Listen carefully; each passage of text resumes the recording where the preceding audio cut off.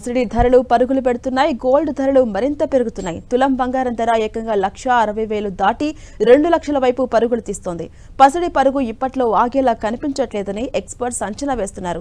US futures లో ounce gold $5,000 cross చేయడంతో రాబోయే రోజుల్లో పసిడి ధర మరింత పైకి వెళ్తుందని మార్కెట్ నిపుణులు అభిప్రాయపడుతున్నారు. London bullion market association annual precision metals forecast survey ప్రకారం ఈ ఏడాది బంగారం విలువ అంతర్జాతీయ విపణిలో $7,000 దాటే అవకాశం ఉంది. అంటే దాదాపు 2.5 లక్షల రూపాయలను క్రాస్ చేసే ఛాన్స్ ఉంది. సాధారణంగా మనం బంగారాన్ని కాసులు, సవర్లు, తులాలో లెక్కిస్తాం. అంతర్జాతీయ మార్కెట్లో ఆ లెక్క ఔన్సుల్లో, విలువ డాలర్స్లో ఉంటుంది. ఔన్స్ అంటే 28.35 గ్రాములు. అయితే బంగారం, వెండి లాంటి ప్రీషియస్ మెటల్స్ను లెక్కించేటప్పుడు మామూలు ఔన్స్ కాకుండా ట్రాయ్ ఔన్స్లో లెక్కిస్తారు. ఒక ట్రాయ్ ఔన్స్ 31.10 గ్రాములు. నిన్నటి ధర $5,000 అంటే దాదాపుగా 1.6 లక్షల రూపాయలు. అదే $7,000 పెరిగితే అప్పుడు తులం బంగారం ధర 2.2 లక్షల రూపాయలకు చేరుకుంటుంది. మన దేశంలో బంగారం ధర 2007లో తొలిసారి 5 అంకెల మార్కు అంటే తులం 10,000కు చేరింది. అది 20,000 మార్కుకు చేరడానికి 3.5 ఏళ్లు పట్టింది. అక్కడి నుంచి రెట్టింపు కావడానికి అంటే 40,000 మార్కు దాటడానికి 9 ఏళ్లు పట్టింది. 80,000 మార్కు చేరడానికి 5 ఏళ్లు పట్టింది.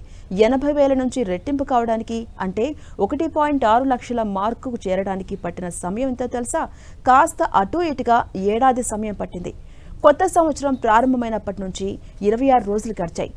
గత 17 రోజుల్లో బంగారం ధర ఏకంగా 22,000 పెరిగిందంటే దాని దూకుడు ఏ స్థాయిలో ఉందో అర్థం చేసుకోవచ్చు. 2022లో యుక్రెయిన్పై రష్యా దాడి నేపథ్యంలో అమెరికా, యూరప్ దేశాలు రష్యాపై కఠిన ఆంక్షలు విధించాయి. డాలర్లలో ఉన్న రష్యా విదేశీ నిల్వలను స్తంభింపజేయడంతో ప్రపంచ వ్యాప్తంగా పలు దేశాల్లో ఒక భయం పుట్టింది.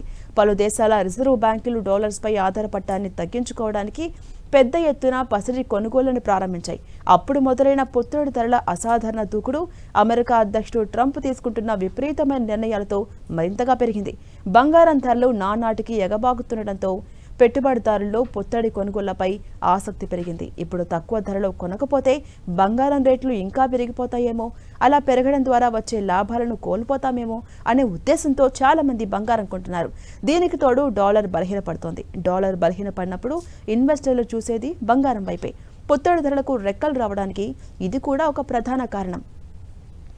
ఇక ప్రపంచంలోని పలు ఇతర దేశాల కేంద్ర బ్యాంకుల్లాగానే 2022 నుంచి మన రిజర్వ్ బ్యాంకు కూడా పసిడి కొనుగోళ్లను భారీగా పెంచింది.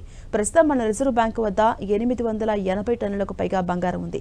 అందులో దాదాపు 512 టన్నుల బంగారం దేశీయంగా ఉండగా దాదాపుగా 348 టన్నుల బంగారాన్ని bank of England, bank of international settlements కస్టడీలో ఉంచింది.